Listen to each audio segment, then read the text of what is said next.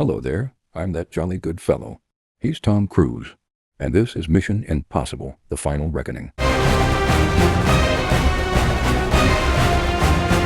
Before we begin, I just want to remind you that this is a spoiler review, so if you haven't yet seen The Final Reckoning, go watch it first. It's a fun time. Now, I also want to note that I will be criticizing The Final Reckoning much more than I will be applauding it. But please do know that this doesn't mean I didn't like the film. It was fun. I'm glad I went to see it. But it was flawed nonetheless. And today I'm going to be honing in on what could have been done better to create a better movie experience. To start off, there was a big villain problem. The villains of this movie were the Entity and Gabriel, both of which I feel could have been significantly improved.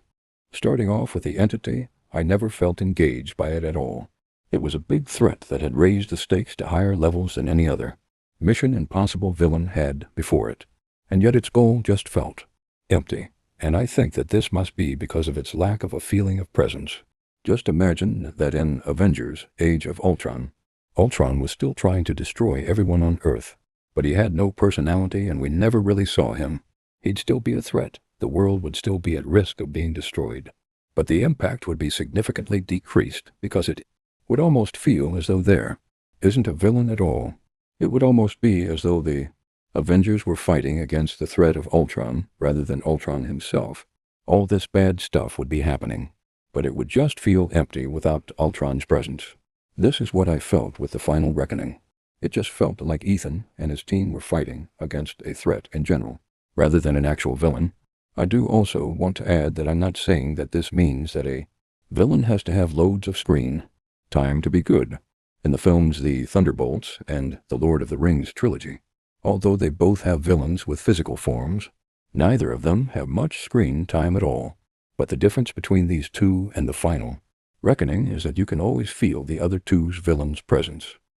Without giving spoilers for either of the other films, in The Thunderbolts, the Void is pretty much the manifestation of depression, and so instead of giving him tons of screen time, you get to feel his presence throughout the film through each of the characters' depression.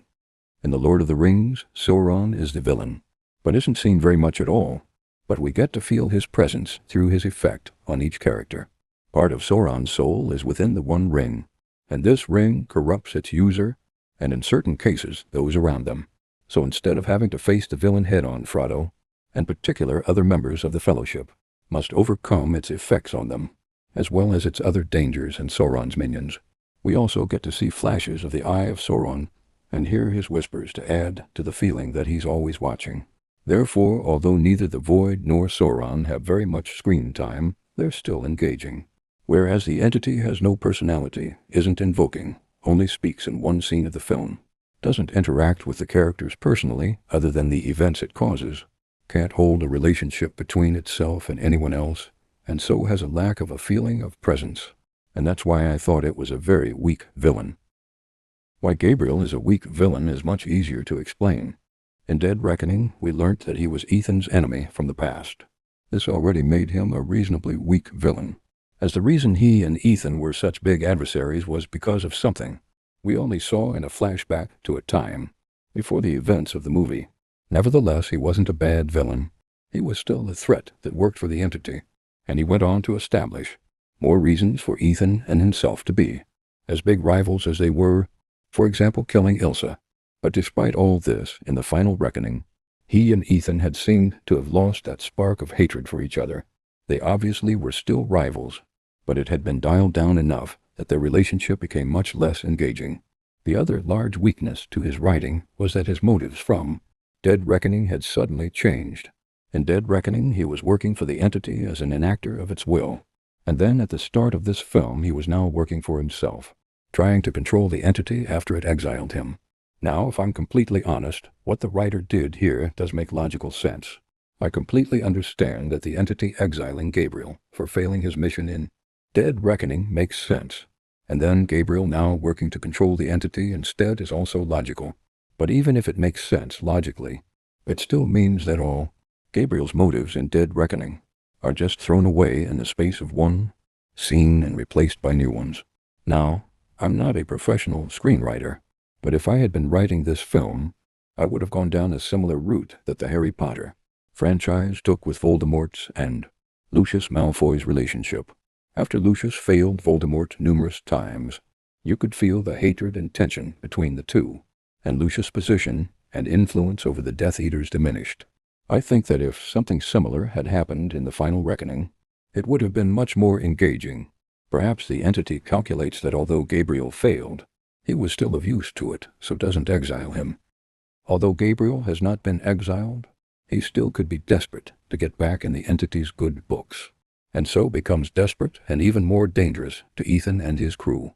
Gabriel enacting the entity's will would also increase the entity's feeling of presence, as its desires to stop Ethan could be carried out by the secondary antagonist, who we can relate to more as a human with a personality.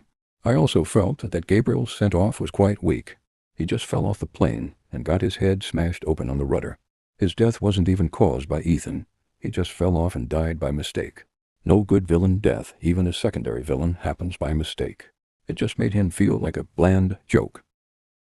Another weakness to the film was that it focused so much on Ethan Hunt that the usual teamwork elements you usually find in Mission Impossible films wasn't there as strongly as it usually is.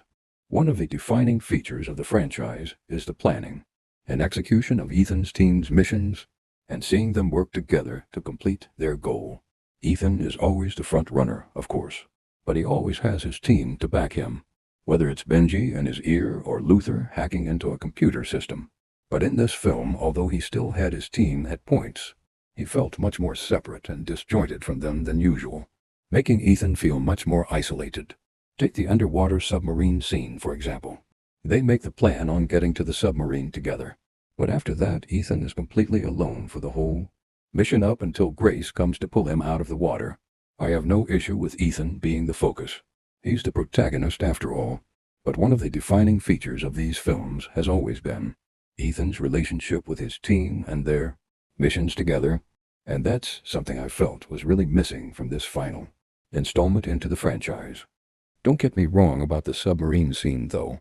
It was cool. I enjoyed it. It was just missing that usual iconic Mission Impossible teamwork. The final of my criticisms I will be sharing with you today for the final reckoning is the seemingly endless flashbacks to earlier movies. I really appreciate the filmmakers trying to emphasize that this is the final Mission Impossible film, and that every mission had built up to this big finale, but there was so many flashbacks in the first hour or so of the film that the pacing started to get messy, and I struggled to get into the story. Other climaxes to big franchises such as Avengers, Endgame, and Harry Potter and the Deathly Hallows Part 2 were so good because they rounded up their franchises with a final. Not that Endgame was the final MCU movie. Great story with all the characters from over the years coming together. Neither one relied on flashbacks to bring in nostalgia, because they focused on being great films in of themselves, and I feel that the final reckoning could have been more like this if it had just trusted itself rather than relying on flashbacks that ended up breaking up the pacing and the story. Certain flashbacks felt necessary.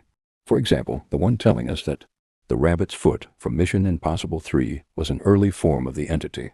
But there were few other than that I felt were really necessary. I feel it was just too focused on the past to reach its full potential. I'm all for callbacks to earlier films, but the flashbacks started to become excessive. I want to end this criticism-based review on a few of the positives of the film. The action was great, particularly the final plane chase sequence, which was perhaps the craziest stunt Tom Cruise has ever done. That last 30 to 40 minutes were the highlight of the film, and very well done. The cinematography was great. Particular moments, such as the submarine scene and Ethan floating to the surface, were particularly beautifully shot. The acting was great as usual too. Tom Cruise standing out above all the others, but Simon Pegg, Haley Atwell, and Pom Klementieff following him with the best performances in the movie. Although the flashbacks became a tad overbearing, the links between some of the older films to this film were great, particularly the rabbit's foot finally being explained after 19 years. Overall, this film was good enough to enjoy, but flawed enough that, for me personally, it didn't come anywhere near most of the other films in the franchise. I give it a 6/10 overall. It could have been much better than it was, and had lots of wasted potential. Thank you for watching. If you enjoyed this review, despite how lengthy it was, Then make sure to give it a like and perhaps subscribe if you're feeling jolly. Thanks again.